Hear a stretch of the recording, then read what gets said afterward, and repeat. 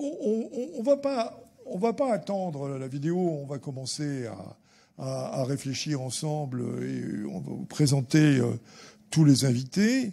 Il est clair que depuis 3 jours, il y a un invité absent qui est l'ombre tutélaire de la Chine qui pèse sur Bordeaux. Il n'y a pas une seule table ronde où on ne parle pas de la Chine. Et nous sommes les derniers, et on va vraiment vous parler de la Chine. La question qui nous rassemble, mais qui est raccord avec les questions posées tout au long de ces 3 jours, c'est au fond la Chine qui a fait le choix stratégique, politique, de faire un immense saut au-dessus du développement de la voiture thermique décarbonée qu'on a essayé de faire depuis une quinzaine d'années au Japon, en Europe et aux États-Unis. La Chine qui a décidé à marche forcée d'aller vers le véhicule électrique dans les années 2010. Est-ce qu'aujourd'hui, ce pays qui a la plus grosse installation industrielle automobile du monde, avec une capacité supérieure à 40 millions de véhicules, qui en produit autour de 25, est-elle capable, avec son outil industriel, avec sa puissance commerciale, de supplanter les constructeurs européens, américains et asiatiques dans ce nouveau marché considérable qu'est celui du véhicule électrique? Alors, pour en parler, on a réuni des experts. Il faut venir là.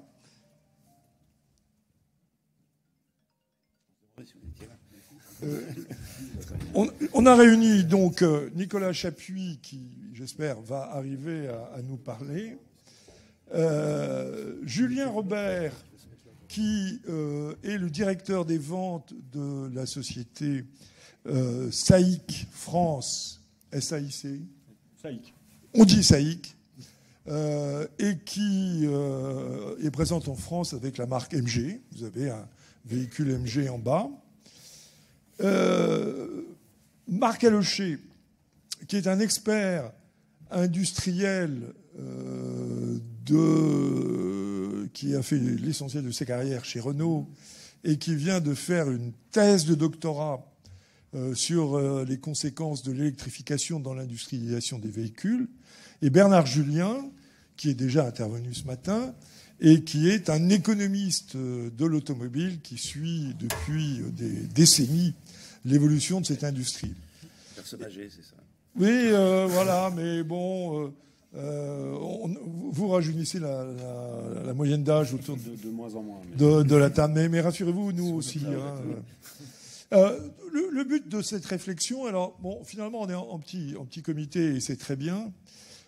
C'est vraiment de creuser le sujet et de se dire est-ce que la Chine, qui produit en gros 25 millions de véhicules par an, c'est-à-dire que beaucoup plus que tous les autres, hein, je rappelle que les États-Unis, qui ont longtemps dominé le marché automobile mondial, aujourd'hui ne produisent que 8 millions de véhicules par an.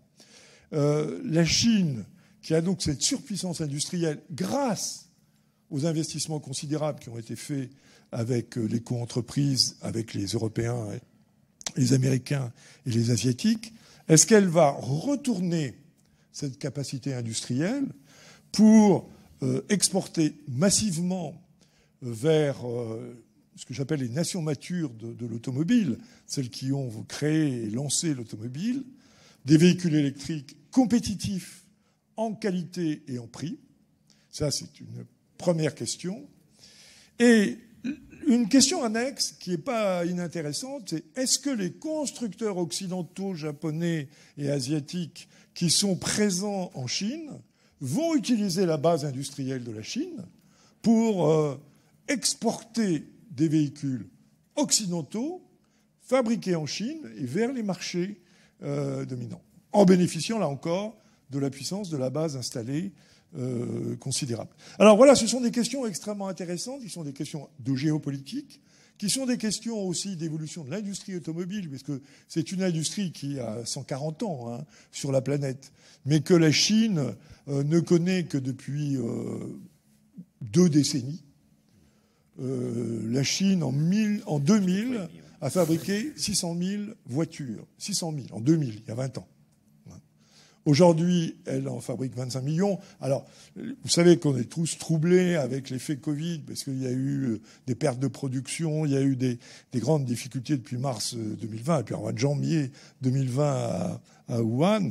Et donc, les chiffres sont toujours complexes à analyser. Il faut en rester à l'année 2019, qui est la dernière année pleine et classique de l'industrie automobile.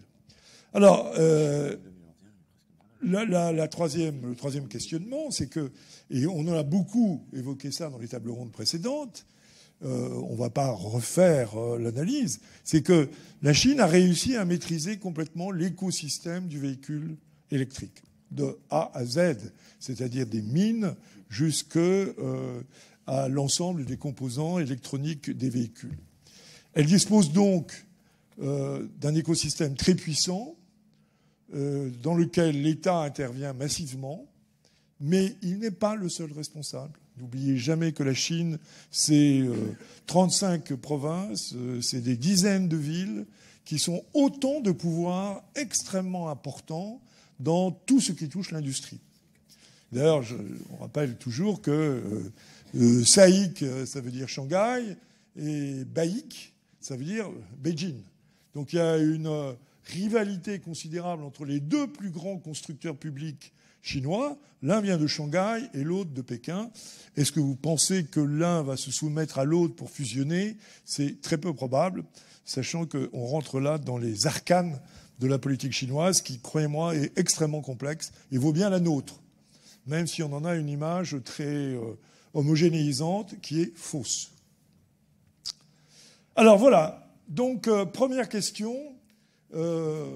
Pourquoi la Chine, qui n'exporte que très peu de voitures, 1 million de véhicules par an, un petit peu plus, ne s'est pas attaquée au grand marché,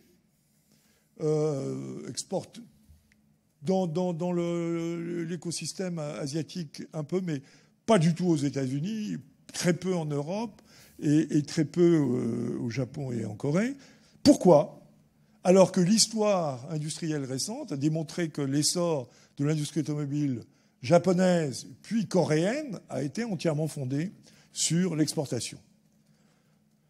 Bernard.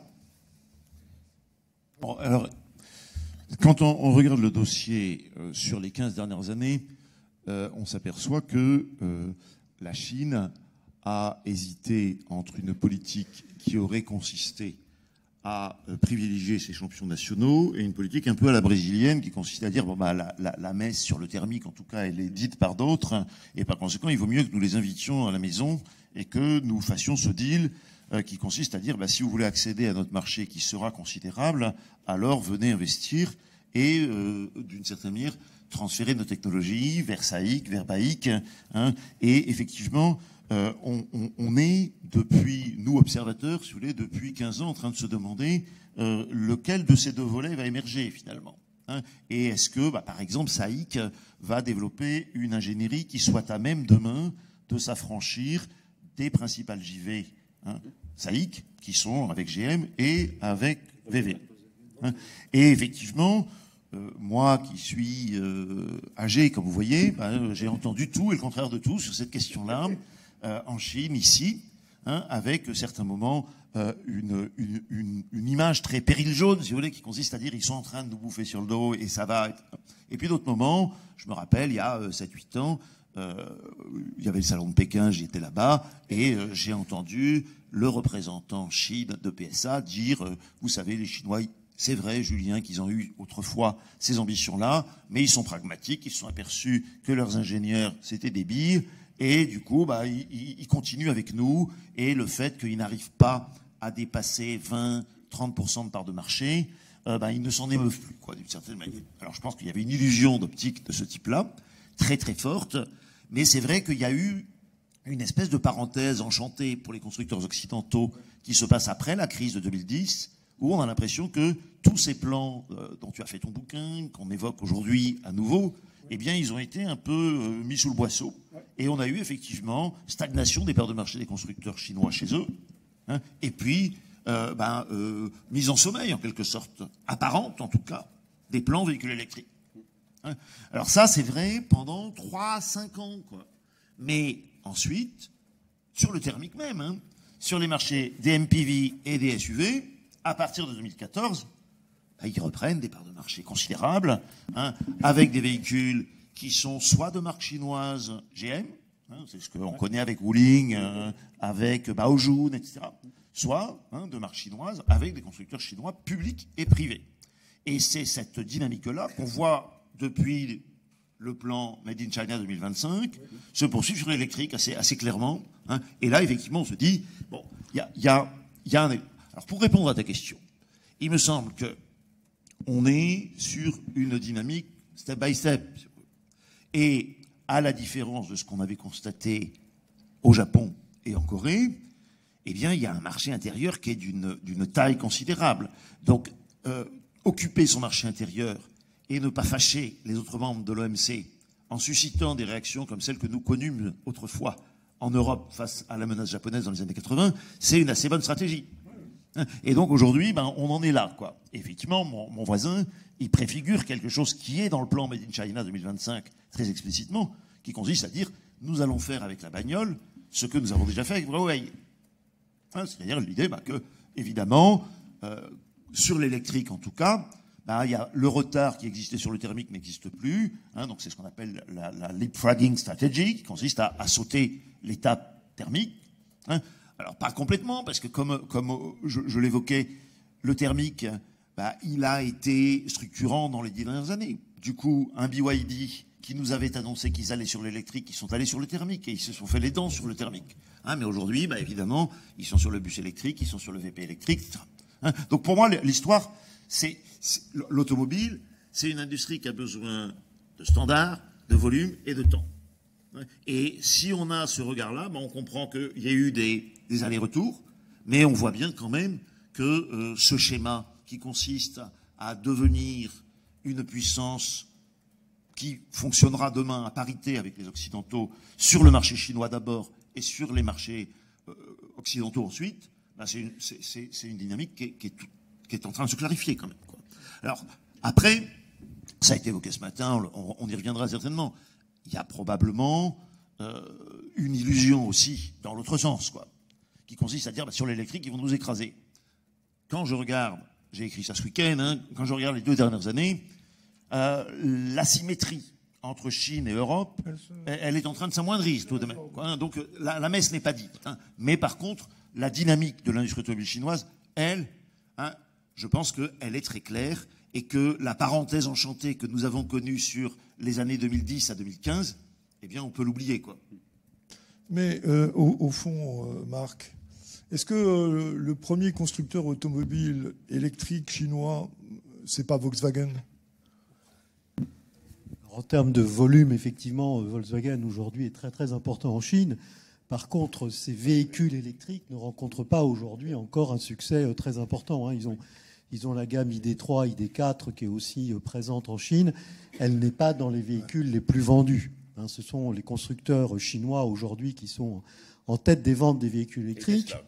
Et Tesla. Hein. Tesla, oui. Et en fait, le véhicule électrique le plus vendu en Chine, c'est celui issu de GM SAIC, là, Wuling, qui est un véhicule qui vaut 3 000 € à peu près, je crois, en équivalent.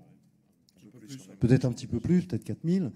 Mais en tout cas, qui est un véhicule qui se vend très très bien, hein, et qui a un niveau de prestation, on va dire, très limite. Hein. C'est un véhicule qui a une autonomie assez faible, hein, un peu plus de 100 km, une vitesse maximum de 100 km/h aussi. Et ce qui est intéressant, c'est de voir finalement... Très audacieux. Oui, qui est très audacieux. Et finalement, c'est de voir comment ils ont réussi à placer ce véhicule. Il y a un point qui est important, en fait, dans le développement de l'industrie du véhicule électrique chinois, c'est que la législation est en train de favoriser, comme le disait Bernard, finalement, l'émergence de champions nationaux qui ont comme objectif, effectivement, de vraiment être demain les leaders de l'industrie mondiale de l'automobile.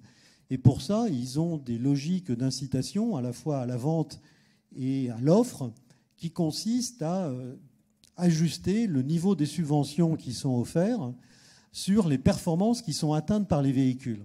Et ces performances, en fait, elles sont directement orientées vers le client, puisque c'est l'autonomie, c'est l'efficacité énergétique des batteries, c'est aussi la performance énergétique des véhicules, c'est-à-dire l'objectif étant d'utiliser le moins de kilowattheures possible pour parcourir 100 km. Et donc tout ça, ça va à la fois dans le sens d'avoir des véhicules beaucoup plus performants, et ça sert aussi à la législation chinoise à faire le tri quelque part. Parce que ce qui s'est passé d'à peu près une dizaine, 10-15 ans, c'est qu'en fait, il y a eu énormément d'investissements qui ont été faits pour développer l'industrie de la batterie, pour développer une industrie qui s'appelle les NEV, les New Energy Vehicles, qui au départ étaient toutes les énergies alternatives et qui maintenant sont très fortement recentrées sur les véhicules électriques et un petit peu moins sur les véhicules hybrides. Et donc ça a donné naissance, je crois qu'il y avait plus de 250 constructeurs automobiles qui s'étaient inscrits comme fabricants de NEV. Bon, là-dedans, en 2019, il n'y en avait que 50 qui avaient proposé véritablement un concept, donc un véhicule, et il y en a à peu près peut-être une quinzaine qui aujourd'hui vendent véritablement des véhicules. Donc l'objectif de cette réglementation, c'est aussi finalement d'arriver à écarter les constructeurs les plus faibles de manière à véritablement tirer vers le haut la performance. Et donc ce que l'on voit, c'est que par rapport à cette logique de subsidisme, en fait, il y a des constructeurs qui jouent des stratégies complètement différentes. Cette véhicule, finalement, a un prix tellement faible qu'elle n'a pas besoin de subsidies pour être achetée. Elle a un prix qui est accessible, effectivement, par la classe moyenne chinoise. Elle n'a pas besoin de subsidies. Et puis, à l'autre extrémité du spectre, vous avez NIO, qui, là, est certainement le concurrent le plus féroce de Tesla en termes de performance de véhicules, d'équipement et de vitesse de déploiement, qui, lui, vend des véhicules à plus de 70 000 euros.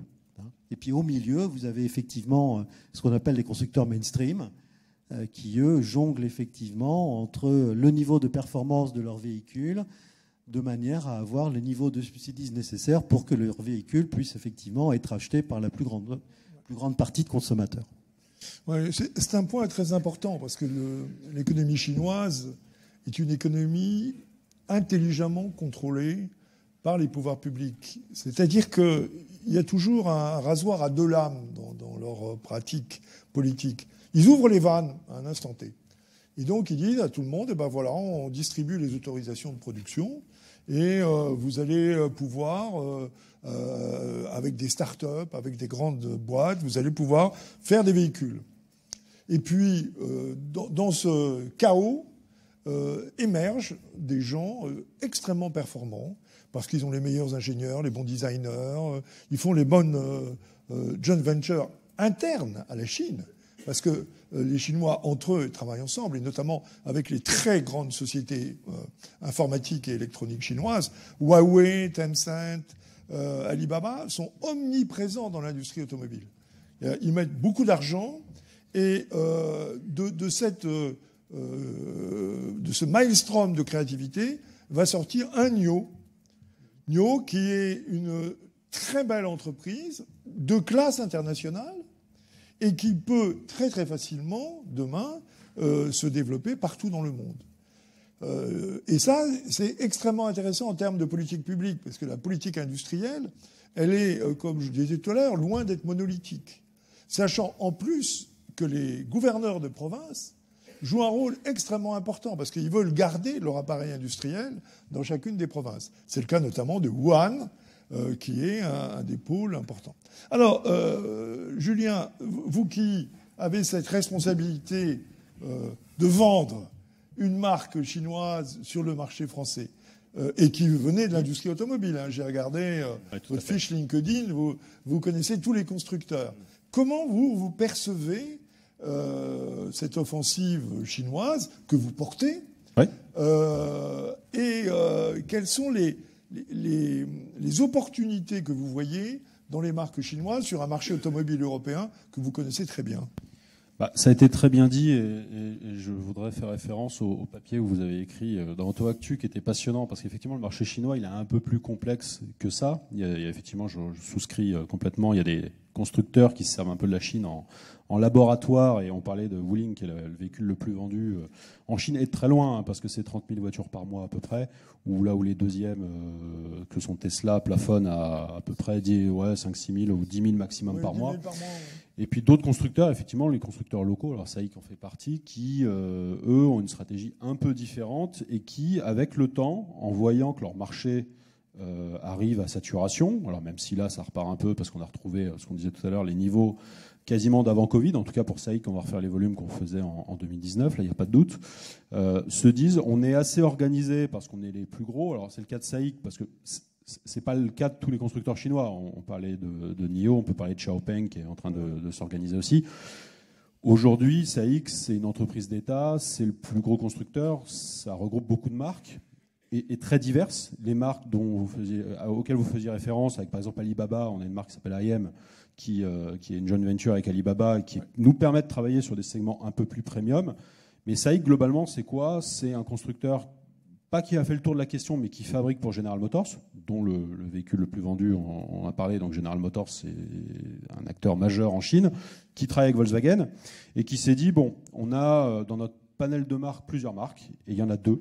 Il y a Rowi et MG, qui sont des marques à la base européennes. Et une marque qui a une image plutôt sympathique qui s'appelle MG, qui a un nom un peu différent de Xiaopeng, d'autres, donc un peu plus exportable, on va dire, qui en plus de ça a le côté anglo-saxon, british, qui plaît un peu partout dans le monde. Et au fur et à mesure, ce qui s'est passé il y a une dizaine d'années, ils ont commencé à exporter la marque et à tester un peu le terrain. Il y a Israël, Moyen-Orient, ça a commencé comme ça avec des véhicules thermiques. Et puis au fur et à mesure, sur les 3 dernières années, ils se sont vraiment lancés dans une politique d'export en disant on a une marque export qui s'appelle MG et on va les tester sur les marchés et on va aller prendre des places que n'occupent pas encore les constructeurs locaux. Alors ça a commencé, il y a l'Australie, la marque MG en Australie est dans le top 10. En Inde, c'est la 9e marque du marché indien, donc là plutôt que des véhicules thermiques et un peu d'électrique. Et en Europe, ils ont décelé assez vite qu'en Europe, il y avait une place pour des véhicules moins chers parce que tout le monde vient sur l'électrique en Europe, mais les coûts de production, les coûts de R&D, la norme CAFE et autres obligent les constructeurs quand même à pricer, alors, désolé pour le terme anglo-saxon, mais à mettre des prix assez hauts. Et en fait, en Chine, le groupe SAIC est capable d'exporter des véhicules à prix similaires à des véhicules thermiques. Et c'est pour ça que tout de suite, ils se sont dit qu'il y a quelque chose à faire. Et preuve en est, depuis le début de l'année, ça marche plutôt bien. On pourra parler chiffres un petit peu après, mais ils prennent une place que les constructeurs européens n'arrivent pas encore à prendre, et notamment sur des véhicules parfois plus petits. Et je vais vous donner juste un chiffre. Alors, c'est pas moi qui ai inventé les chiffres, c'est Jato Dynamics qui les a sortis. En 2011, le prix moyen du véhicule en Chine était de l'ordre de 42 000 euros. Aujourd'hui, en 2021, le prix moyen du véhicule électrique en Chine, il est de 22 000 euros. Ça a baissé de 47%. Tandis qu'en Europe, le prix moyen en 2011, c'était 33 000 euros, parce qu'on n'avait que des véhicules du segment B. Mais comme tout le monde veut faire de l'électrique sur des véhicules à forte valeur ajoutée, à forte image et autres, le prix est monté à 43 000 euros. Ça a pris 28%.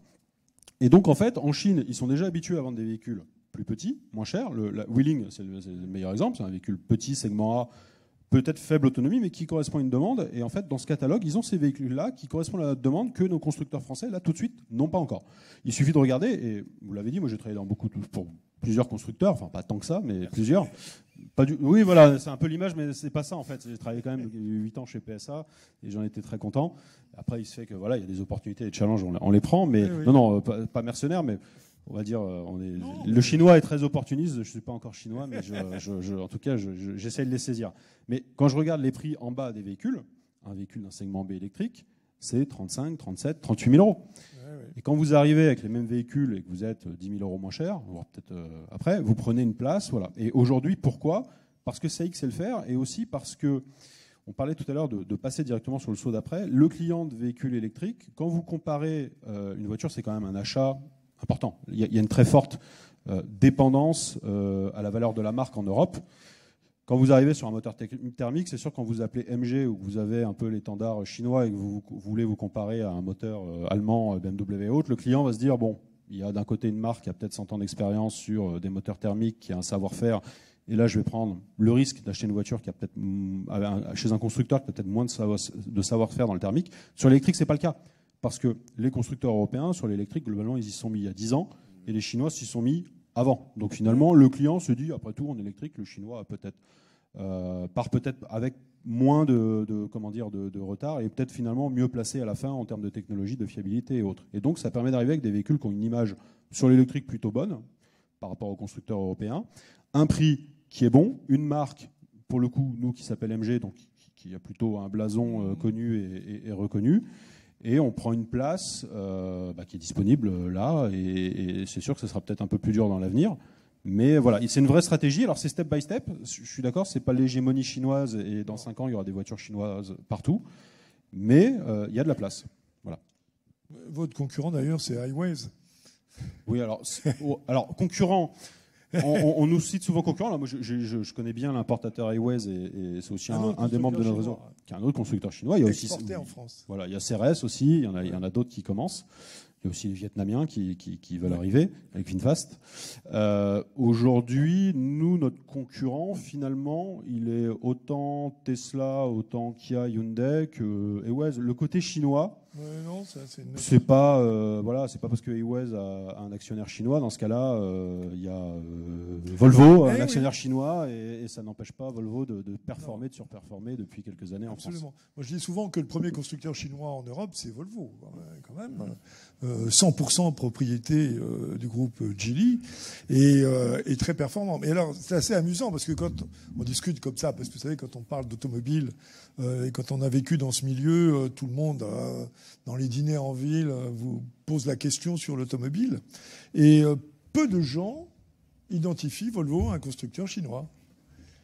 Or, il est évident que tout le développement industriel, technologique aujourd'hui du groupe Volvo est complètement intégré dans celui de Geely. Et ils viennent de sortir une marque en commun qui est Lynk & Co, qui est distribuée en France uniquement en location, ce qui est aussi une innovation de business. Parce qu'on parle beaucoup, et c'est notre culture hard qui nous amène à parler de voitures, de motorisation, d'équipement.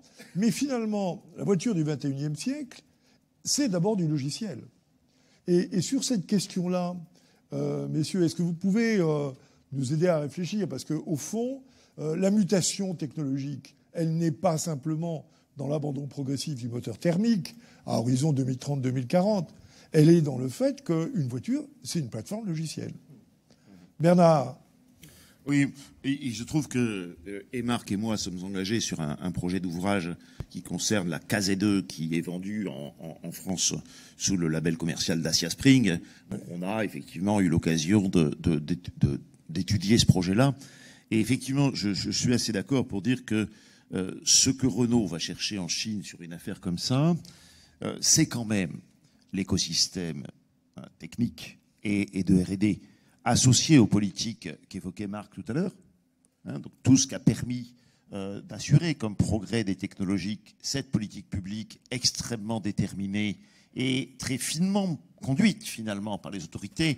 Ce matin, nous avions cette discussion-là dans la table ronde que j'animais, et Marc Mortureux disait que à chaque fois que l'État se préoccupait de faire des choix technologiques, c'était la cata, quoi.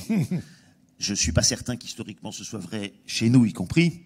Ce qu'il y a de très clair, c'est qu'en Chine, on a des autorités qui sont suffisamment avisées pour discuter à parité avec les constructeurs et finalement sortir de la neutralité technologique sans fabriquer des catastrophes industrielles. Ouais. Et effectivement, quand on essaie de développer un low-cost électrique comme Renault a souhaité le faire après avoir fait sa quid en Inde, ils sont allés... ils ont eu effectivement accès à tout ça. Et tout ça, c'est effectivement, nous avons mis, je dis parfois, on a mis nous, le véhicule, les bœufs du véhicule électrique avant la charrue de la filière. Eux, ils n'ont pas fait ça. Ouais, au contraire. Ils ont effectivement conçu un plan très détaillé. Ce qui fait qu'évidemment, quand vous voulez mettre des batteries dans votre quid, vous faites un tour de table et vous n'avez pas un fabricant ou deux fabricants ou zéro fabricant comme chez nous, mais vous en avez une batterie, des très gros comme CATL, c'est le cas de le dire, ouais. Et puis des plus petits. Et effectivement, là où tu as raison, c'est que la même chose va être vraie sur ce qu'on appelle les BMS, la Battery Management System, qui contribue pour presque moitié à la performance d'un VE, quoi. Et donc, évidemment, quand on décrit notre retard, on le décrit volontiers à partir des capacités installées en gigafactories. Mais ça n'est qu'une toute petite partie du problème. Derrière, il y a les compétences en électrochimie. Donc, ce matin, on a été un peu rassurés sur ce terrain-là. Mais il y a aussi d'autres éléments de l'écosystème technique qui permettent d'aller vers le véhicule électrique. Et là, effectivement, sur le plan des logiciels, il y a beaucoup de boulot, quoi. Donc, je pense qu'effectivement, ce qui existe déjà en Chine, nous avons à le construire, puisque nous avons fait le choix de faire comme la Chine, finalement. Et là, je voudrais faire une dernière remarque sur cette question-là. Pourquoi en sommes-nous là? Pourquoi avons-nous fini par décider du VE? Moi, j'ai une hypothèse, c'est que c'est Volkswagen qui l'a souhaité. Volkswagen l'a souhaité pourquoi? Parce que Volkswagen, c'est un constructeur global, avec une stratégie globale. Et quand on est global, on veut avoir la même chose à faire, ici et là-bas. Puisque Volkswagen n'entend pas quitter la Chine, Volkswagen souhaite continuer de faire 4 millions de bagnoles là-bas. Les autres 4 millions, ils sont en Europe. Donc, évidemment, il faut que la réglementation qui prévaut à Pékin soit aussi la réglementation qui prévaudra en Europe. Et effectivement, une fois l'affaire Volkswagen passée, la stratégie qui s'est dessinée chez Volkswagen consiste à demander cet alignement de la planète Europe sur la planète Chine. Ils l'obtiennent et on se retrouve face à cette situation. Et effectivement, à ce moment-là, même Volkswagen considère que c'est bien d'avoir CATL à la maison, c'est bien d'avoir un certain nombre de gigafactories qui ne peuvent pour l'instant qu'être chinoises, mais ce sera pas mal d'avoir aussi Northvolt, etc. Et donc ils rentrent dans la politique. Mais ce qui est intéressant, je veux dire, c'est que l'industrie progresse en échelle de perroquet. Parce que effectivement, les Européens ont dominé de la tête et les épaules le marché du véhicule sophistiqué à moteur thermique, ce que les Américains n'ont jamais fait. Les Américains n'ont jamais été très bons dans les moteurs thermiques de moyenne gamme, sauf dans leur filiale européenne. Mais globalement, et encore. Donc finalement, ce que tu dis, et Marc complétera parce que je pense que c'est une piste intéressante, c'est que dans cette échelle de perroquet, on a vu le repositionnement stratégique de la Chine vers le véhicule électrique. Alors pour des raisons de logique interne, pollution urbaine, etc., avec des tensions sociales et politiques très fortes sur les problèmes de pollution, et également maîtrise de la chaîne de A à Z, puisqu'ils ont subitement pris conscience qu'avec des fabricants de batteries comme CATL ou BYD qui se sont développés dans le lithium-ion grâce au marché grand public de l'électronique, ils avaient aussi la possibilité de faire de l'électronique de puissance, ce qu'ils ont fait assez rapidement. Donc, en fond, que Volkswagen, mais également que GM, portent l'étendard de l'électrification dans leur marché d'origine est assez logique. Mais il reste néanmoins que la différence entre la Chine et les États-Unis et l'Europe, c'est la force de l'écosystème. Et là-dessus, peut-être sur le plan industriel, Marc, tu peux nous dire à quel point aujourd'hui l'industrie automobile européenne a besoin d'avoir cet écosystème. On l'a vu pour les batteries, mais il n'y a pas que les batteries. Il faut tout réinventer. Je vais peut-être déjà revenir sur 2 points que tu as évoqués tout à l'heure, qui sont d'une part le rôle du logiciel et puis le rôle des services de mobilité. Sur le logiciel, donc Bernard t'a parlé effectivement du Battery Management System. Ce qu'il faut savoir, c'est quand même que la majorité des constructeurs, je dirais non chinois, européens et même américains, ont la main mise sur leur BMS. C'est-à-dire qu'ils ont, comme tu disais, c'est à part égale dans la performance d'une voiture entre finalement la performance de l'électrochimie de la cellule et la performance du BMS qui finalement va jouer sur les temps de charge, sur l'autonomie du véhicule, sur la vitesse maximale qu'on va pouvoir atteindre, la sécurité pour les risques thermiques, les risques électriques et ainsi de suite. Et donc, les constructeurs seront effectivement allés sur ce BMS parce qu'ils sentent bien que c'est là où finalement va se trouver un petit peu le nouvel ADN des voitures électriques de demain. Sur le logiciel plus largement, là, il y a 2 jours, il y a Foxconn qui a présenté 2 véhicules, enfin 3 véhicules. Ils ont présenté un bus, ils ont présenté un SUV et ils ont présenté une berline. Qui sont, les 2 véhicules particuliers, on va dire, sont très classiques. Ils se démarquent en rien finalement d'autres véhicules électriques qu'on peut trouver sur le marché. Alors bien évidemment, ils ont mis des plateformes dernière génération avec des batteries performantes, des moteurs électriques et ainsi de suite. Mais le plus important finalement, c'est ce qu'ils disent. En fait, ce qu'ils veulent mettre sur le marché, c'est une plateforme qui donne toutes les capacités logicielles qui permettent de faire évoluer ces véhicules en termes de fonction, de connectivité, d'autonomie et de pilotage du véhicule. Et donc, ils posent clairement l'enjeu comme étant celui de la performance des architectures logicielles de demain. Et ça, on parle beaucoup de Tesla comme étant le précurseur du véhicule électrique, mais en fait, ce que Tesla il a vraiment apporté, c'est que comme il est parti page blanche, eh bien, il a vraiment pu mettre une architecture électrique et électronique complètement nouvelle, et c'est pour ça qu'il a pu mettre en œuvre le premier, qui s'appelle le FOTA, qui est Firmware over the Air, qui est finalement ce qu'on a tous sur nos smartphones, c'est-à-dire la possibilité de télécharger des logiciels de manière continue. Et donc là, il y a un véritable enjeu du logiciel, effectivement, dans la performance des véhicules de demain. Et peut-être que la concurrence, elle va venir effectivement de ceux qui vont être capables demain d'effectivement fournir des plateformes complètes, ce qui est un peu le cas de Foxconn. Alors après, ce qu'ils vont réussir, c'est un autre sujet. Mais en tout cas, des plateformes complètes qui sont la plateforme traditionnelle avec une traction électrique, et puis de l'autre côté, effectivement, une plateforme ouverte logicielle qui permet d'intégrer toutes les fonctions, connectivité, autonomie, et ainsi de suite.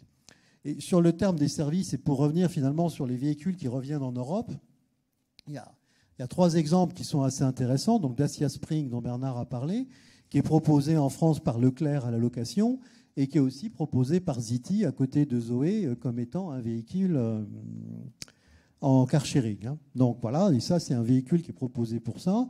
La GM Wuling, donc elle est industrialisée en CKD en Lituanie. Elle est vendue un petit peu moins de 10 000 € dans sa version de base et un petit peu moins de 15 000 dans une version plus évoluée.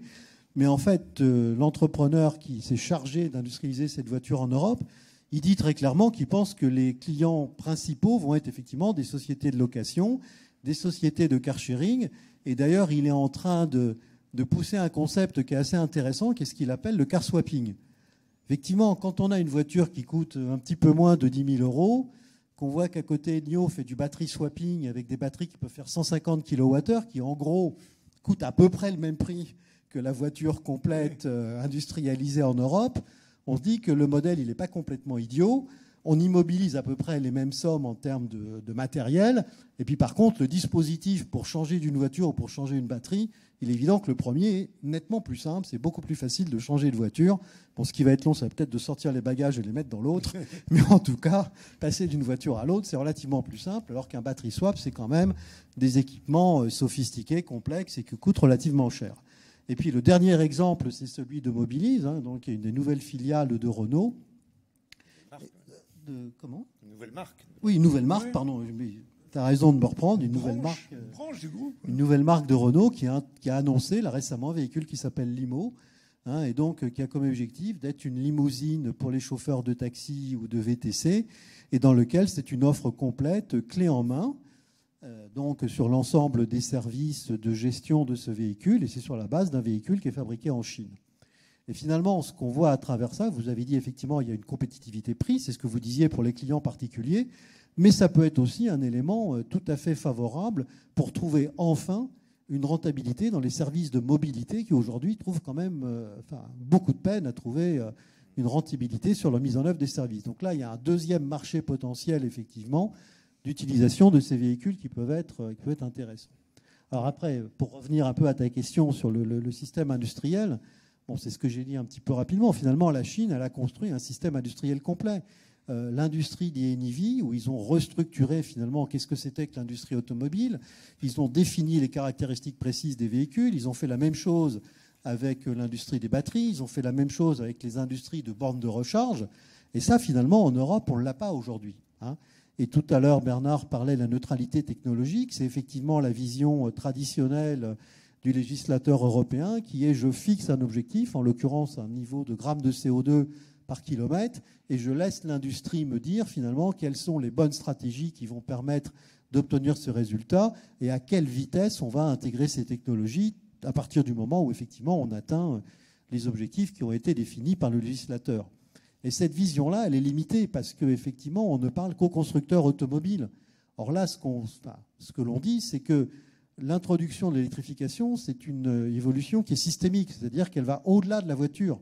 avoir une mobilité électrique complète, c'est effectivement des réseaux de recharge, mais c'est aussi une énergie qui est décarbonée, parce que sinon, effectivement, ça n'a pas beaucoup de sens de passer à des véhicules électriques si on les alimente avec une industrie qui est produite par des centrales à charbon. Et ça, c'est quelque chose, effectivement, sur lequel la réglementation européenne avait vraiment beaucoup de peine, butait. Alors, c'est ce qui nous a été dit, effectivement, ce matin, avec l'Alliance européenne de la batterie. Là, il y a effectivement cette prise de conscience qu'il faut développer cette industrie complète sur une chaîne de valeur, depuis les matériaux, la fabrication des cellules, des modules, des packs de batteries jusqu'au recyclage. Il reste quand même quelque part la même chose à faire sur les réseaux de recharge, où ce sont quand même aujourd'hui plutôt des initiatives privées qui sont à l'origine du développement des réseaux, avec une absence de réglementation, ce qui n'existe absolument pas en Chine. Le véhicule Dacia Spring, quand on le ramène en Europe, il faut qu'on revoie la fonction chargeur, parce qu'en fait, tout ça, c'est spécifié de manière extrêmement précise en Chine. Et donc, il y a une fonction embarquée dans le véhicule qui est beaucoup plus simple de par, effectivement, tout ce qui a été spécifié sur la côté débarquée du chargeur.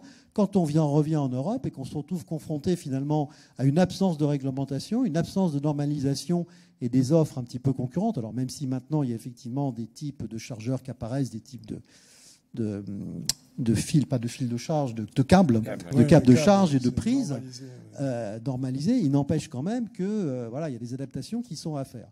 Et la difficulté, certainement, effectivement, de l'industrie européenne, qui n'est plus cette fois-ci que celle de l'automobile. Il faut bien raisonner, effectivement, sur l'ensemble qui permet de faire fonctionner l'électrification.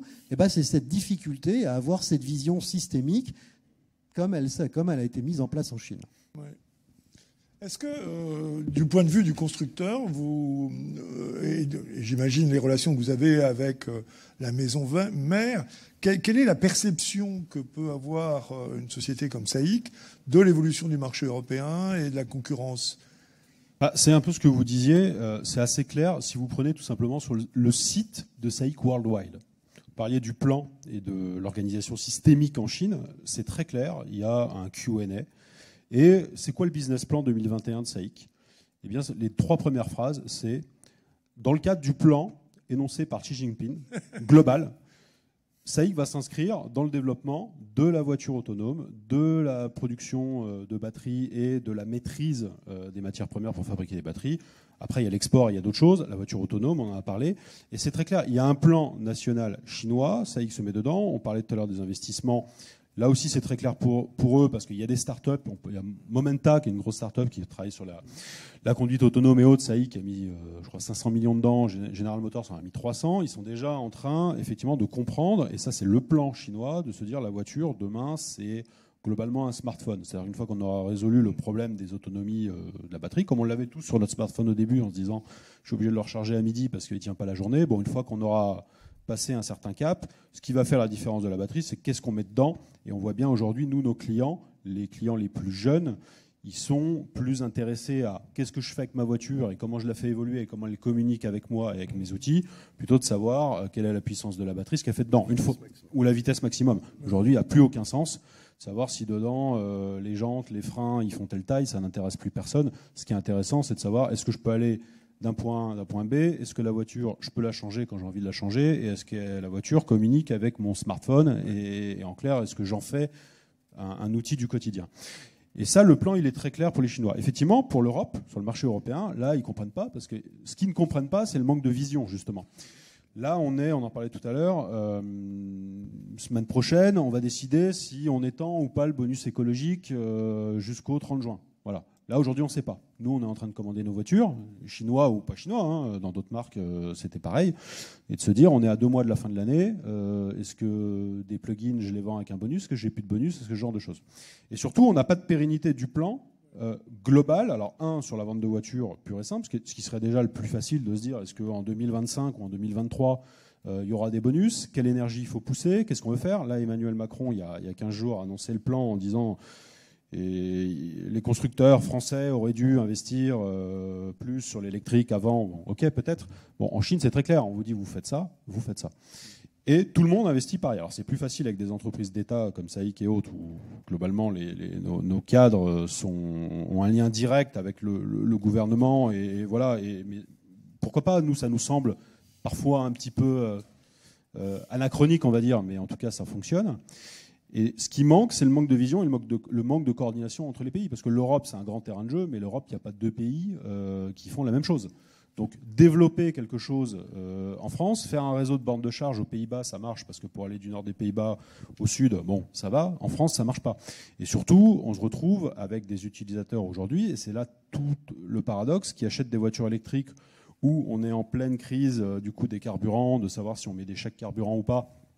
Parce qu'effectivement, on est à deux doigts de se retrouver dans la situation des gilets jaunes il y a 2 ans, ou 3 ans, pardon. Ce qu'on ne comprend pas, c'est pourquoi aujourd'hui un client qui achète une voiture électrique va recharger sur une autoroute et faire un plein d'électrique et va payer 70 €, c'est-à-dire plus cher que quand il avait mis un plein d'essence. Et ça, c'est plutôt ça que tous les constructeurs, chinois ou pas chinois, mais qui plus est les Chinois, ont un peu de mal à comprendre en disant mais on nous dit d'aller par là, mais on ne met pas les infrastructures et on n'organise pas les choses pour qu'on aille par là. Et surtout, il n'y a pas de long terme. Voilà. Oui, alors, il est vraiment dommage. On me dit que la vidéo de Nicolas Chapuis ne sera pas disponible maintenant. Elle aurait été égarée dans ce bâtiment. En revanche, elle sera mise en ligne sur le site. Et je vous invite vraiment à aller regarder ce que dit cette personne qui est vraiment au cœur du système industriel chinois. Parce qu'on présente souvent la Chine comme un système très monolithique. Ils savent aussi, comme nous, fabriquer du désordre et gérer du désordre. Il est certain que la réglementation chinoise, et c'est très intéressant d'ailleurs, elle est très technique. Et une des raisons pour lesquelles elle est très technique, c'est effectivement que l'administration rentre en symbiose avec les industriels pour essayer de trouver les règles et les normes qui vont permettre à la fois de servir les intérêts de la Chine dans une stratégie politique globale très forte, mais servir aussi les intérêts des constructeurs et dans une démarche de, j'allais dire, confucianiste, de yin et de yang. C'est jamais totalement blanc, jamais totalement noir en Chine. Et ce qui est intéressant, c'est que la réglementation, c'est une réglementation qui est valable. Et ça, c'est quelque chose dont je rêve en France. Se dire, cette réglementation, elle va expirer tel jour, telle date, et on va vous en sortir une nouvelle qui va aller incrémenter tel ou tel point. Pour le moment, c'est pas mûr, on vous laisse travailler, mais travaillez dans cette direction, c'est celle qu'on souhaite que vous preniez, et après, on va réglementer. Et je trouve que ce mouvement dialectique est un mouvement intéressant, parce que, effectivement, et moi je comprends ce que vous voulez dire, c'est qu'on a toujours le sentiment qu'une réglementation, elle se fait à l'arraché. C'est toujours une partie de bras de fer entre des intérêts contradictoires, et c'est celui qui gueule le plus, au fond, qui a raison. Et cet exemple est très intéressant. Les carburants augmentent, ce qui était complètement prédictible. On a l'impression qu'on découvre ça dans le journal d'hier, en disant zut, les carburants augmentent, mais il va falloir faire quelque chose. Et c'est sûr qu'on a oublié d'avoir une stratégie de long terme. Alors, c'est vrai que France 2030 essaye de répondre à ce questionnement, mais après, tout est un problème d'exécution. Made in China 2035, moi j'ai fait les comparaisons entre les différents plans chinois et européens. Je ne sais pas si vous vous souvenez encore du grand plan de Lisbonne de l'Union européenne, qui consistait à dire qu'en 2010, on serait le leader de la connaissance mondiale en sciences et technologies. C'était en 2000, c'était pour 2010. Il n'en a rien été, parce que cette intention s'est fracassée sur toute une série d'intérêts épars des pays membres, des groupes de pression à Bruxelles, et tout ça, c'est délité.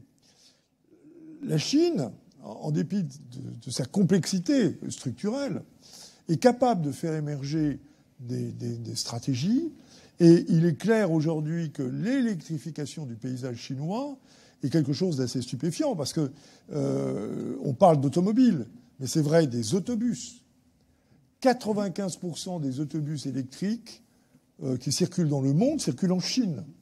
Vous allez dans n'importe quelle grande ville chinoise, il y a des véhicules électriques il y a des autobus électriques partout. Mais c'est vrai aussi des 2 roues. Tous les 2 roues motorisés, tous, dans les grandes villes, c'est moins vrai à la campagne, sont des 2 roues électriques. Ce qui fait qu'il y a une stratégie globale, mais qui est également accompagnée par une stratégie de développement des trains rapides, comme des métros dans les grandes villes. Donc cette culture de l'électrification est quelque chose de lancé. Alors ça les amène, bien évidemment, à relancer un programme nucléaire qui est le plus important. Rappelez-vous que le seul EPR qui marche dans le monde, c'est en Chine. Les 2 EPR qui marchent dans le monde, c'est en Chine. Donc, tout ceci pour dire, effectivement, que, en dépit de l'optimisme qu'il y avait quelquefois dans les tables rondes de ce matin, on se rend bien compte que la différence aujourd'hui dans l'électrification de la société, c'est à la fois le projet global, qui n'existe pas en tant que tel, et pour lequel il n'y a pas un consensus politique et sociétal, et d'autre part, le mot d'ordre qui est donné à tous les industriels de converger vers un modèle unique de développement avec les vitesses des uns ou des autres, parce que la compétition existe. Il y en a qui vont mieux réussir que d'autres. Il y a des boîtes comme Byton ou comme NIO qui ont pris une avance considérable, et il y a 120 constructeurs automobiles en Chine. Donc là-dedans, il y en a qui vont mourir, mais le gouvernement accepte de dire c'est la course, les plus mauvais vont mourir, et c'est une bonne chose. Marc. Oui, je voulais juste rajouter, tout à l'heure vous disiez effectivement il y a un grand plan en Chine, il y a une visibilité, mais d'un autre côté, ce qui est intéressant, c'est qu'il y a aussi une très grande capacité d'adaptation. Les fameuses subventions dont j'ai parlé tout à l'heure, elles étaient censées s'arrêter à la fin de l'année 2019. En fait, à la fin de l'année 2019, il y a à la fois une situation économique qui commençait un petit peu à se dégrader, et puis le fait que les véhicules électriques n'avaient pas encore atteint la vitesse suffisante telle que le voulait le gouvernement chinois. Et donc très très rapidement, en quelques semaines, finalement, ils ont décidé de prolonger les subventions pendant 2 années supplémentaires. Et donc ce qu'ils arrivent à faire finalement, et ce qui pour nous est peut-être un petit peu surprenant, mais c'est d'arriver à combiner à la fois une vision de planification, de stratégie long terme, et en même temps une capacité d'adaptation extrêmement rapide pour réagir face aux événements et finalement atteindre l'objectif qu'ils se sont fixés. Et donc, à savoir amender comme ça, en fonction de ce qui est constaté. On voulait aller quelque part, il y a un écart, et comment est-ce qu'on amende? Là, en l'occurrence, ils ont remis en œuvre des subventions pour permettre effectivement de continuer à supporter le marché des véhicules électriques et s'assurer qu'il va continuer à accroître. Et donc ça, cette combinaison finalement entre une planification, une vision long terme, parce que effectivement, ce qui est derrière, c'est les plans quinquennaux réguliers, qui tous parlent du véhicule électrique depuis quasiment 30 ans maintenant. Et à côté de cette visibilité, cette vision, c'est effectivement cette capacité d'adaptation face aux événements pour adapter la trajectoire en permanence en fonction des résultats qui sont obtenus. Oui, peut-être un mot là-dessus, parce que il se trouve que j'enseigne ici à Sciences Po, et hier, il y avait une revue de presse de mes étudiants qui présentait le cas Evergrande. Et oui. La question, évidemment, que se pose toute la presse d'affaires, du reste, c'était de savoir si c'était le Lehman Brothers chinois. Et si, par hasard, un peu comme l'avaient fait les autorités américaines à l'époque, ils n'allaient pas lâcher Evergrande pour montrer que quand on fait n'importe quoi, on souffre, quoi. Et évidemment, le débat qu'on trouve dans la presse anglo-saxonne, entre autres, ça consiste à dire comment est-ce qu'ils réfléchissent sur une question comme ça. Et effectivement, il y a cette idée que s'ils sont mauvais, ils doivent crever. Donc il y a un truc très capitaliste, très darwinien, dur, etc. Et en même temps, tous les gens qui travaillent à la régulation de ces questions-là en Chine, ils ont fait leurs études aux États-Unis, ils connaissent parfaitement l'histoire de Lehman Brothers. Et le consensus qui dit qu'il n'est pas du tout certain que les autorités américaines aient eu raison à l'époque de lâcher Lehman Brothers par rapport au risque systémique, c'est quelque chose qu'ils ont aussi en tête. Et donc moi, c'est un peu cette image-là que j'ai de ce qui se passe en Chine actuellement. Vous avez évidemment un plan, mais comme dit Marc, on a quand même derrière le plan et l'obligation de résultat qui est affichée, il y a l'idée, qu'on a le droit d'être aussi intrusif sur les moyens, ce qu'on s'interdit en Europe. Donc c'est cette fameuse neutralité technologique où on dit nous, on va vous donner des objectifs. On est légitime pour légiférer sur les taux de CO2, sur le café, etc. Par contre, on ne sait pas comment. Et du coup, on n'est pas responsable des moyens.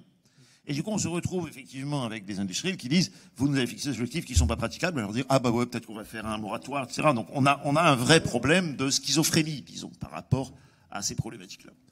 En Chine, on va dire effectivement, on a cet objectif-là. A priori, ce qu'on a en tête, c'est ça. Et puis si ça ne se passe pas comme prévu, on va réadapter d'une certaine manière. Donc là, on a fait un papier là-dessus sur la comparaison Europe-Chine. Et on a introduit un terme, une punchline, vous voulez, sur le fait qu'en Chine, on a un espèce de darwinisme administré. Darwinisme administré, ça veut dire quoi? Ça veut dire que, comme tu disais, on laisse,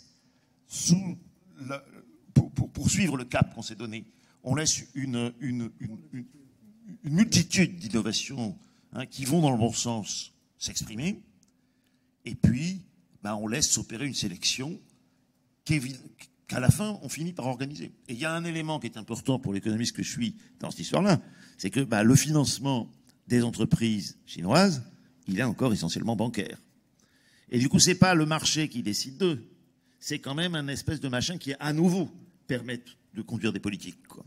Et donc, évidemment, en regard ce que nous avons en Europe, c'est un gros problème, évidemment, de processus, quoi. C'est-à-dire qu'on n'a pas la mécanique administrative européenne qui permettrait de faire ça. Et puis on a surtout, si on ne l'a pas d'une certaine manière, c'est parce qu'il n'y a pas d'exécutif à Bruxelles. On a à peu près la capacité de donner un cap, mais ensuite on ne peut pas contrôler. Et du coup, évidemment, on a un problème de capacité à faire exécuter les décisions, parce qu'on a un problème de légitimité. Quelle est Bruxelles a un domaine de compétences extrêmement étroit malgré tout. Et du coup, on voit mal comment est-ce qu'on pourrait construire un vrai plan à Bruxelles. Ce que tu disais sur Lisbonne, c'est ça quand même. Ouais. C'est-à-dire que tu as une espèce de machin très consensuel, mais c'est très facile d'obtenir des consensus si tu n'as pas d'exécution de la décision derrière.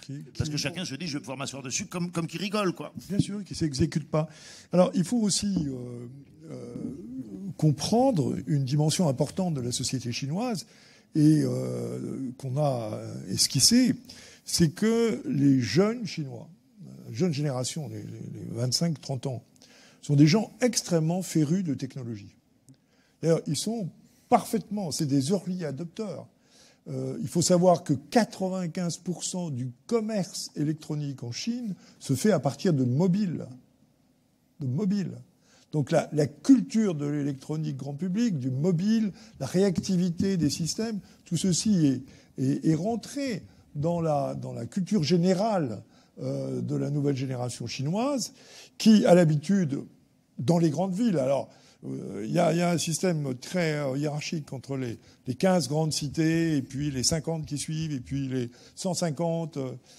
C'est certain qu'on ne vous parle pas du fin fond de la campagne chinoise, dans le Yunnan, où même si l'innovation s'est beaucoup développée, elle n'est pas au même niveau qu'à Shanghai. Mais dans les grandes villes chinoises, il y a une culture de l'automatisation et de la numérisation de la vie quotidienne qui est absolument stupéfiante, qu'on ne trouve qu'en Corée du Sud, parce que Séoul, c'est un peu comme ça, et un peu au Japon, à ce niveau-là. Ce qui fait que l'automobile, naturellement, ne fait pas partie dans la culture chinoise de la culture de la mobilité, comme chez nous, puisqu'on est né avec, on a tous eu une 2 chevaux ou une 4 chevaux de nos parents, de nos grands-parents, quand on était gamin. Eux, ils disent, mais ce sont des objets technologiques, comme mon smartphone. C'est exactement la même chose. Et je veux la même expérience avec la voiture qu'avec mon smartphone. Donc on est dans un changement de paradigme qui est extrêmement intéressant et qui d'ailleurs a des excès, puisque ce qui a fait hurler les Occidentaux, c'est que le gouvernement chinois a décidé de réduire le nombre d'heures passées par les jeunes Chinois sur les jeux vidéo. Alors, considéré comme une atteinte inacceptable au droit individuel de devenir forcément con. Et là, le gouvernement a dit, mais attendez, non, là, on est complètement pour la techno, etc. Mais les gars, faites un peu gaffe, quoi. Ne passez pas toutes vos nuits, parce que vous serez moins efficace dans vos études et dans votre développement personnel. Donc c'est une société qu'on a de la peine à décrypter en France, d'autant plus qu'on ne peut plus y aller maintenant depuis 2 ans. Mon dernier voyage en Chine remonte à octobre 2019, mais j'ai été extrêmement frappé par cette insertion naturelle et spontanée de la technologie dans la vie des gens. Juste un petit exemple anecdotique, mais qui en dit long quand même. Je vais dans un hôtel, c'est dans la ville d'Ali Baba, Hangzhou, je vais dans un hôtel Mercure. Bon. Et puis je commence à parler en anglais aux personnes qui étaient au desk d'accueil. Immédiatement, il me sort son smartphone, je lui parle en anglais dans le smartphone, et lui, il me répond avec le traducteur instantané en chinois, je ne sais pas lequel, je ne sais pas en mesure de et j'avais la traduction instantanée en anglais. Donc pour eux, pour des gens de 20 ans, hein, qui étaient des travailleurs de l'industrie hôtelière, utiliser un traducteur instantané pour servir un client, c'était d'une banalité totale en 2019. Alors, parler à sa voiture, avoir une continuité complète de fonctionnement, ça rentre profondément dans les mœurs. Et il faut également savoir, et ça fait partie de la compréhension, et vous verrez ce qu'en dit Nicolas Chapuis, c'est que aujourd'hui, nous, occidentaux, on a beaucoup de peine à décrypter, à comprendre la Chine, parce qu'on a cette espèce de logique d'analyse qui est importante, hein, autour des droits de l'homme, sur les Ouïghours, etc. Mais 1,4 milliard de Chinois ne marchent pas au doigt et à l'œil. En plus, entre la Chine du Sud et la Chine du Nord, c'est pas du tout la même culture, c'est pas la même langue, c'est pas les mêmes mecs, ils fonctionnent pas de la même manière. Donc, faut bien vous dire que le système, d'ailleurs, c'est, je ne sais plus quel, je crois que c'est un des patrons de Google qui a dit, moi, ma grande surprise, j'ai toujours été élevé aux États-Unis, à Stanford, à Yale, à Harvard, à considérer que le libéralisme politique était le seul moyen d'avoir la créativité scientifique. Il dit, je discute avec mes homologues chinois, de boîtes comme Baidu, par exemple, qui est un des leaders en intelligence artificielle, et je suis surpris de voir qu'ils sont meilleurs que mes troupes. Alors, je me dis, mais c'est compliqué. C'est compliqué parce qu'effectivement, en intelligence artificielle aujourd'hui, les Chinois sont reconnus, y compris par les grands leaders américains, comme étant légèrement en avance. Bon, de ce fait, ça fait vaciller pas mal de certitudes qu'on peut avoir sur les systèmes de politique et leur contribution à l'innovation et à la créativité. C'est pour ça que nous, occidentaux européens, on a un problème de gouvernance au niveau de l'Union européenne, hein, parce que notre commission, c'est un gros bureau d'études. Hein. Après, c'est vachement compliqué de faire fonctionner. C'est SIA Partners. Ouais. Bon. Allez, j'irai McKinsey. C'est un gros bureau d'études, la commission. Après, il faut passer par le Conseil, où vous voyez que c'est pas facile d'obtenir un consensus, puis ensuite par le Parlement. Et pendant ce temps-là, la machine chinoise continue à avancer. Il y a eu beaucoup de débats, notamment sur la batterie, en disant il y a un rêve extraordinaire en Europe, considéré à dire qu'on est certes un peu en retard sur les batteries, ouais, mais comme on a décidé d'y aller, vous allez voir ce que vous allez voir, on va rattraper les Chinois. Oui, mais les Chinois, ils vont pas arrêter. Ils vont pas dire oh là là, oh ben c'est vraiment con, on est en avance sur les Européens. Attendons les gars, on lève le crayon. Pousse. On lève le crayon et on les laisse se mettre à notre niveau. Donc il est clair qu'on est dans une compétition frontale sur l'automobile avec la Chine et qu'il va falloir, nous, Européens, qu'on change très sérieusement de braquet, de vitesse, dans l'exécution. Et ça, c'est intéressant parce que ce qu'on a dit aujourd'hui toute la journée, c'est pas au niveau technologique, hein. On n'a rien à se reprocher, on est au même niveau. Mais c'est au niveau de l'exécution, de la capacité à faire ça. Et finalement, si on parle de tout ça, c'est parce qu'il y a eu le Dieselgate.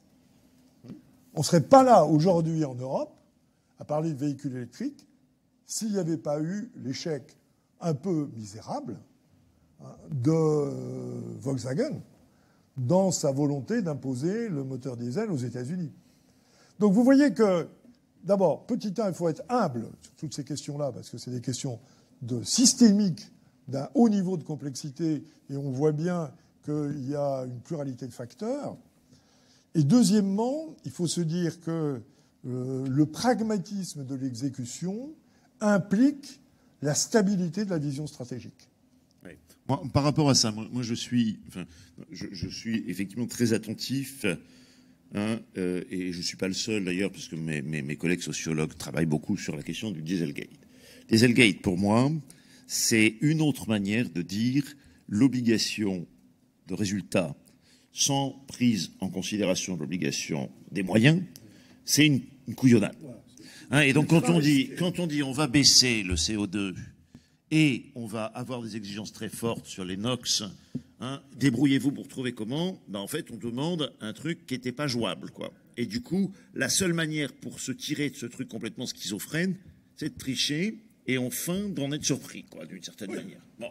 Ce qui est schizophrène également.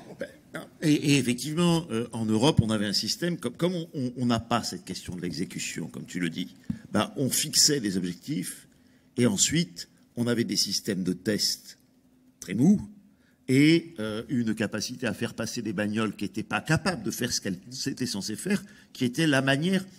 Si je veux maintenir le consensus sur les objectifs, il suffit que je ne contrôle jamais la manière dont ils sont ou non réalisés pour que tout le monde vote ma mesure, quoi. Le truc qui est assez classique ou qui est souvent donné dans ce sens-là, c'est on dit à toute l'Europe et aux Bretons y compris qu'il va falloir qu'ils arrêtent les nitrates, mais pas une seule direction de l'agriculture ne vient contrôler ça. Le résultat des courses, c'est qu'il y a des algues vertes partout et qu'on a voté une mesure d'autant plus volontiers qu'on savait qu'elle ne serait pas exécutée. Donc ça, c'est assez important. Alors par rapport à ce qui est en train de se passer, moi je trouve qu'il y a quand même deux bémols à mettre à ce que tu dis. Le premier, c'est que quand tu regardes ce qui se passe sur les batteries, en gros, on a beaucoup parlé d'Alliance européenne de la batterie, on a beaucoup parlé d'Airbus de la batterie, sauf que quand on regarde ce qui se passe, c'est qu'il n'y a pas un Airbus, il y en a deux, il y en a trois, et que les Airbus sont nationaux. Parce qu'on a fini par s'apercevoir que si on voulait conduire des politiques, elles ne seraient pas conduites à Bruxelles et qu'il fallait les conduire nationalement. Et de ce point de vue-là, Macron, il passe son temps à dire que ce serait bien que ce soit européen, mais constatant qu'il ne se passe rien, il finit par faire quelque chose ici, quoi. Et d'une certaine manière, sur le dossier électrique, on en est là.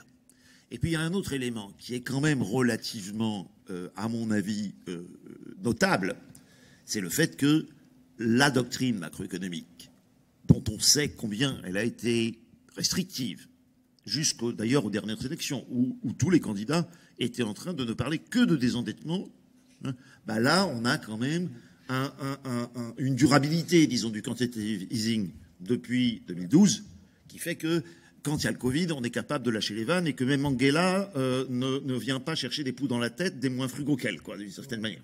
Et ça, à mon avis, ça porte quand même des espoirs qu'on aurait eu du mal à nourrir il y a 7-8 ans, quoi, d'une certaine manière. Dernier point que je pense important de souligner, c'est que ça n'est pas la damnation des non-chinois, quoi.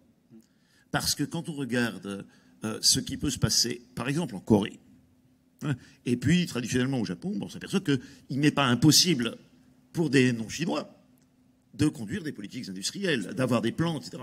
Ce qui est impossible pour moi, c'est d'avoir une planification européenne. Parce que on n'est pas un État fédéral, on n'est pas, la France n'est pas une province chinoise, quoi. Et tout ceci fait que, quand bien même on identifierait la bonne mécanisme. Si on fait un benchmark de ce qui se passe en Chine, on n'est pas à même pour autant de faire la même chose ici.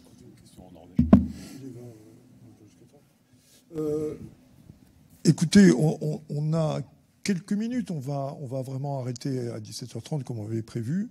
Est-ce qu'il y a des questions dans la salle, des réactions, des remarques? On est en petit comité, on peut y aller, on peut se lâcher.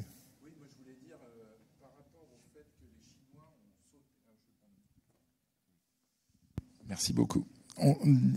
On a dit au début que effectivement les Chinois ont sauté complètement la génération des moteurs thermiques modernes pour aller directement électrique. Et je voulais juste ajouter qu'il me semble que les Japonais ont également largement sauté l'évolution des moteurs diesel et qu'ils l'ont décidé dès 1980 à peu près pour aller vers l'hybridation. Et notamment c'est Toyota qui a pris cette décision.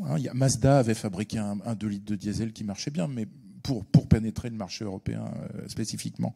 Donc, il n'y a pas que les Chinois qui anticipent énormément. Et puis alors, les Coréens proposent aujourd'hui la meilleure technologie de véhicules électriques qu'on trouve. Enfin, je suis pas ingénieur, mais j'ai bien l'impression quand même. Non, mais vous avez raison. Alors, je vais faire de la pub de façon éhontée. Hein. Lisez cet excellent livre que j'ai écrit et qui est le seul livre sur l'industrie automobile chinoise. Donc, c'est le meilleur, nécessairement. Et qui s'appelle « Et la voiture du 21e siècle sera chinoise ».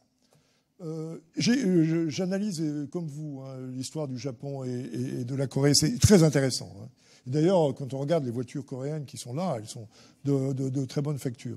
Et j'ajoute que Hyundai est aussi le seul constructeur au monde à faire de l'électrique, du thermique et de l'hydrogène. Enfin, avec Toyota aussi. Avec Toyota. Et ça, c'est tout à fait intéressant. Il y a une vraie compétence, une vraie capacité en Asie. Notre remarque, peut-être ?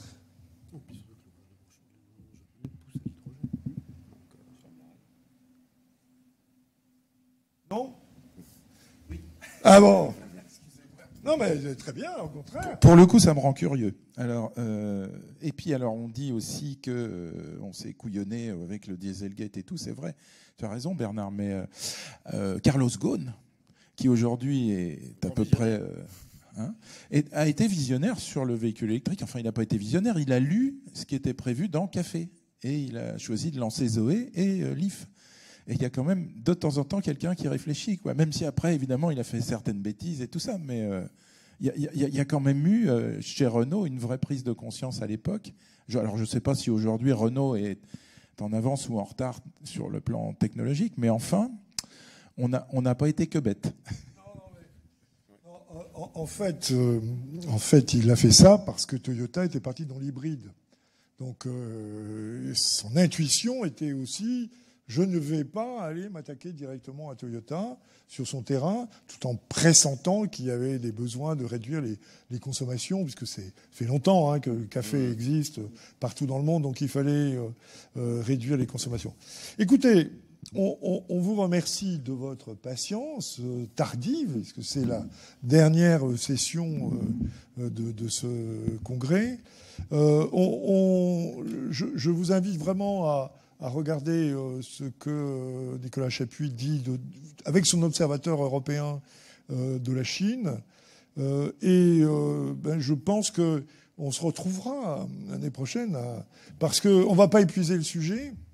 Peut-être le sujet peut nous épuiser, mais on se rend bien compte qu'on a la chance, nous tous, d'être les témoins et les acteurs d'un changement anthropologique dans notre relation à la mobilité. Et ça, c'est absolument passionnant.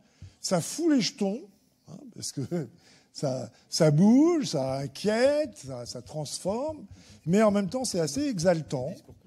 Et je vous invite d'aller voir le film sur Eiffel, parce que j'imagine que les pionniers de la fin du 19e siècle avaient le même sentiment à la fois d'opportunité et d'angoisse devant le monde qui se préparait et qui était un monde extraordinairement prometteur de technologie.